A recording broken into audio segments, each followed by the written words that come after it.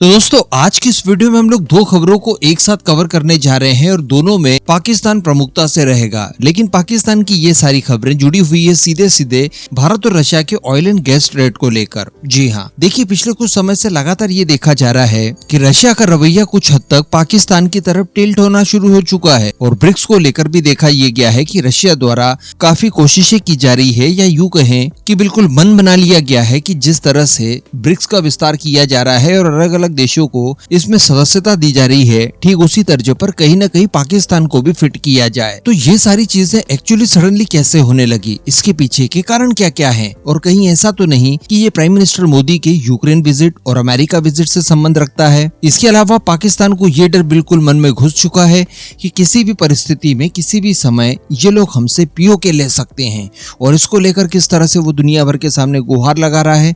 चलिए आगे डिस्कशन करते हैं। आप बस अपने खुद के इस चैनल को सब्सक्राइब जरूर कर दीजिएगा। तो देखिए यूएनजीए का सत्र चल रहा है, सभी देशों के राष्ट्रीय अध्यक्ष वहां पर अपनी अपनी बातों को रखते हुए देश को रिप्रेजेंट कर रहे हैं। तो इसी मौके पर शहबाज शरीफ द्वारा भी पाकिस्तान को रिप्रेजेंट करते हुए वहां पर अपना वक्तव्य रखा गया, और इस वक्तव्य में बाकी सारे मामलों के साथ साथ भारत को लेकर भी प्रमुखता से इन्होंने बात कही। वैसे ये कोई नई बात नहीं है, ये हमेशा ही अपनी बारी आने पर इसी तरह की चीजें करते हैं। वैसे इस बार की बात की जाए तो इजराइल का नाम यहाँ पर प्रमुखता से उछाला गया।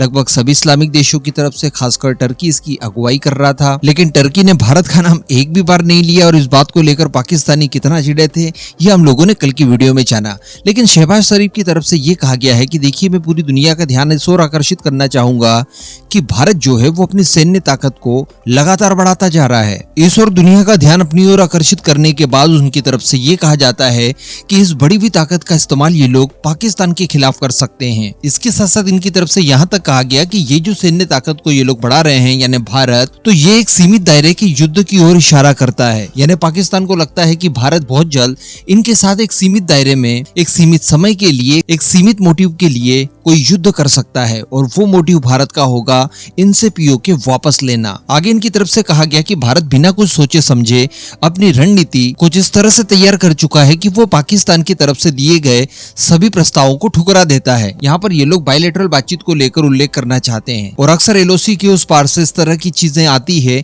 इस तरह के बयान वगैरह आते हैं कि पीओके को कब्जाना है, और ये धमकी बार बार अलग अलग लोगों की तरफ से दी जा रही है। इसके अलावा इन्होंने ये भी कह दिया कि भारत कश्मीर में जो कुछ भी कर रहा है हम उसकी निंदा करते हैं। पता नहीं भारत कश्मीर में समय क्या कर रहा है जो कि निंदा करने लायक काम था। आगे इन्होंने ये भी कह दिया कि कश्मीर के अंदर डेमोग्राफी बदलने की कोशिश भारत द्वारा की जा रही है, और वहां पर मुसलमानों को अल्पसंख्यक करने की कोशिश की जा रही है। 2019 में 9 लाख के करीब इन्होंने सैनिकों को तैनात किया, और उसके बाद अपनी मनमानियां की। ये 370 की ओर इशारा कर रहे हैं। अब भारत सरकार कश्मीरियों की जमीन और उनकी संपत्तियां और बाहरी लोगों को यहाँ पर बसाया जा रहा है। इनका मतलब ये है कि जो हड़पी हुई जमीनें हैं, जो कब्जा की हुई जमीनें हैं, जो कि भारत सरकार इस समय उन कब्जाधारियों से वापस ले रही है, और जो 370 हट जाने के बाद बाहरी लोग विकास के लिए वहां पर निवेश कर रहे हैं और जमीनें खरीद रहे हैं ताकि फैक्ट्रीज वगैरह लगाई जाए, वहां के लोगों के लिए रोजगार जनरेट किया जाए, उसको ये लोग बाहरी लोगों को बसाना कह रहे हैं। खैर ये जो कुछ भी सारी चीजें हो ये अपनी जगह है, लेकिन इनको इस बात की समझ आ चुकी है कि अब पीओके इनके हाथों से जा सकता है। अब बात कर लीजिए रशिया, भारत और पाकिस्तान की। तो जैसा वीडियो की शुरुआत में कहा कि पाकिस्तान की तरफ कुछ हद तक टिल्ट होते हुए दिखाई दे रहा है।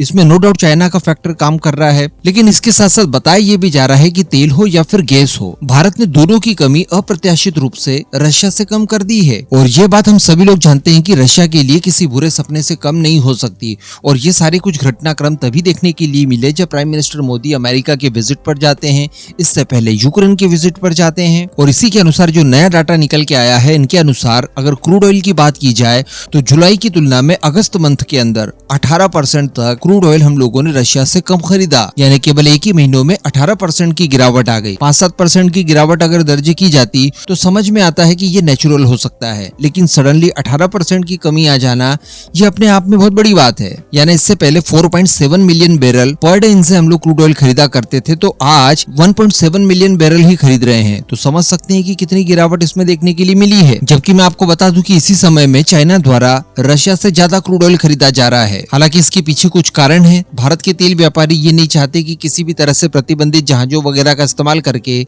इस तेल को भारत लाया जाए।